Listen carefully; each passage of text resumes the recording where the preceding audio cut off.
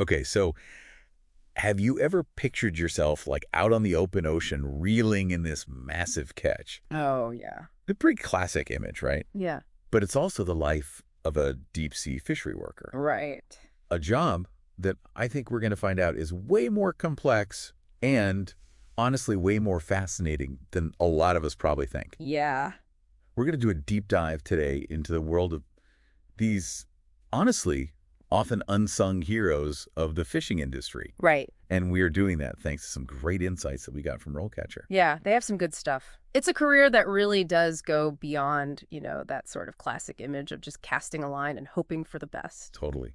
It's so much more than that. It is. You're out there for weeks at a time, right? You're on these vessels. Battling the elements. You're battling elements. It's not exactly your typical 9 to 5. Not at all. No way. And speaking of these vessels, Yeah. this RoleCatcher report, I noticed that they keep using this phrase, mechanical specialization. Right. And I immediately thought, what does that even mean for someone on a fishing boat? Like, help me understand. Well, it really highlights how technology is completely transforming this industry. Oh, I It's know. not just, sturdy boats anymore. Yeah. It's high-tech sonar systems so they can find the schools of fish. Wow. You've got hydraulic winches that are strong enough to haul in these massive nets full of fish. Oh, yeah. Advanced navigation equipment because they have to navigate some really rough water, so it's very, very technical. So it sounds like it's becoming less about brute strength and way more about knowing how to operate all of this complex machinery. Yeah, it's really a skilled trade now, for sure. That is fascinating. Yeah. That is a side of deep sea fishing that you just People don't know about it. know. You don't picture it at all. Right. So, I mean, what does it mean for the people doing this work? Yeah. They really have to have like a solid grasp of all this different technology, how to maintain it. They've got to know how to fix it if something breaks down, because what are you going to do? You're in the middle of the ocean. Yeah, you can't exactly just like pull over and, Right. Exactly. Call it tow truck. Exactly. Call it tow truck. You're on your own out there. Yeah, that's a great point. So they have to be able to think on their feet and be very resourceful, it sounds like. Absolutely. Imagine having to decipher these sonar readings in the middle of a huge storm. Oh, gosh. That's the kind of skill we're talking about here. Right. Because the work has to continue. Oh, yeah. You can't just stop because there's a little rain. Oh, the weather's always a factor out there. Right. Always. Wow. I was definitely picturing something a bit simpler. Right. Like, I don't know, maybe knowing which knot to tie Right. Yeah. or, something like that. Right, or how to bait a hook. Yeah. Yeah. Yeah, exactly. Like real low-tech stuff. Yeah. This is not your grandfather's fishing boat anymore. No. It's very high-tech, what you're describing. Oh, yeah. It's incredibly high-tech. It's amazing what they have on those boats now. Does that level of automation at all make you wonder about the future of these workers? Because I feel like we hear so much about, robots and AI taking over jobs. Sure. Is that a concern at all, I guess, in the fishing industry? Well, yeah, and it's a valid concern. And honestly, it's not just in fishing. It's across all industries. Right.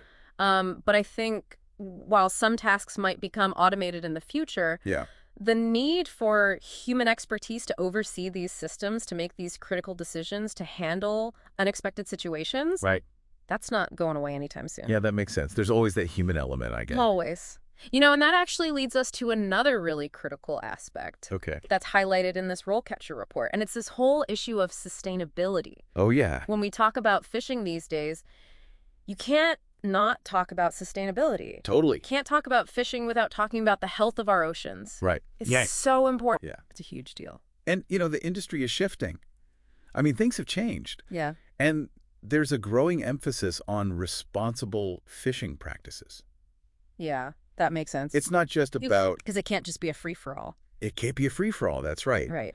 It's not just about who can haul in the biggest catch anymore. Right. It's about making sure that there are fish for future generations. Okay. Yeah, that makes sense. So it's a very different mindset now. So how does that play out, I guess? Like, how does that actually play out on the open ocean? Like, that feels like a really daunting task. Yeah, it does. You know what I mean? Because you're out there and it's like, how do you even begin to make sure that you're fishing sustainably? Well, it definitely requires kind of a multifaceted approach. Okay. RoleCatcher specifically mentioned a couple of things. Okay. They talked about understanding and adhering to quotas, Right. minimizing bycatch. What is bycatch? Bycatch is basically all the stuff that gets caught up in the nets. Okay. that they're not actually trying to catch. So, it can be other fish or marine life. Oh, that's sad. Yeah, it's a big problem. And then also respecting sensitive marine habitats. Right. So there are areas where they just don't fish at all. Okay, interesting. Because it's a breeding ground or, whatever it may be. Okay. So, yeah, those are all really important. That's a lot to juggle. It is. Well, you're also, like steering a boat and operating this high-tech equipment. Oh, yeah. It sounds like it's more than just a job. Right. It's almost like you're a steward of the ocean in a way. It really is. They have a lot of responsibility, Wow. Resting on their shoulders these days.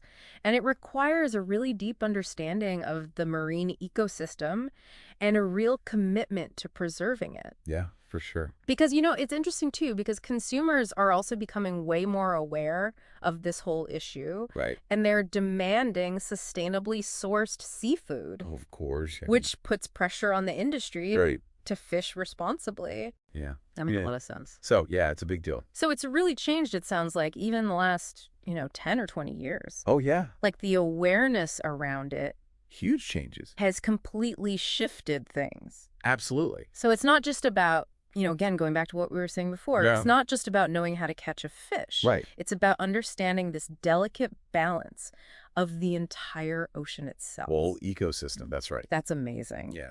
That's really cool. Now, RoleCatcher also, gives us this little glimpse into the career path of a deep-sea fishery worker. Yeah. And they say that you can start as a deckhand and potentially climb the ranks and become a captain one day. Right.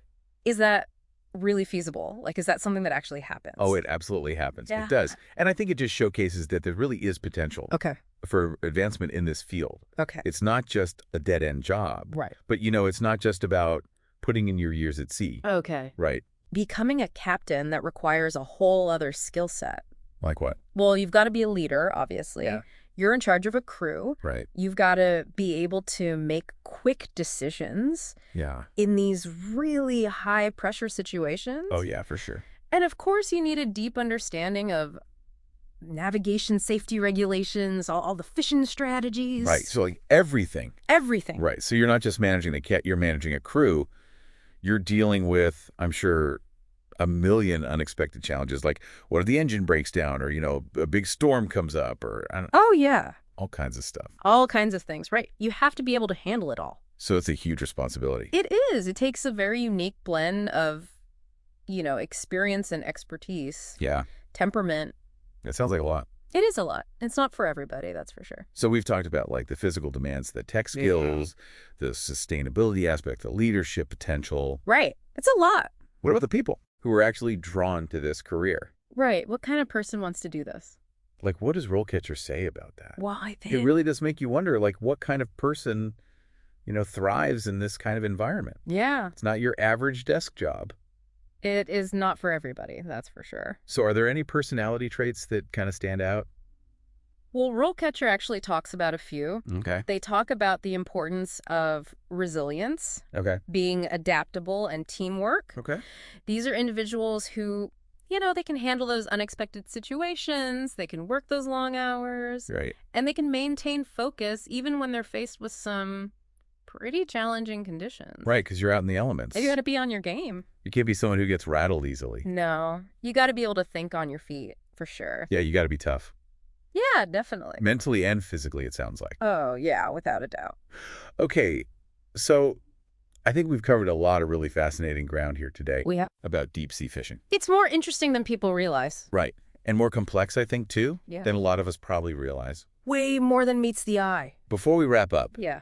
can we just pull together some of those key takeaways? Because we went over a lot of information. Oh, yeah, absolutely.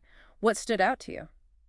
I mean, I'm honestly kind of struck by how much more there is to deep sea fishing than meets the eye. Right. I feel like I had this image in my head of grizzled fishermen Right. out there battling the elements. Yeah. And don't get me wrong, there's definitely still an element of that. Yeah. But it's so much more than that now. Oh, yeah. It's about technology. It's about sustainability. It's about making these really complex decisions.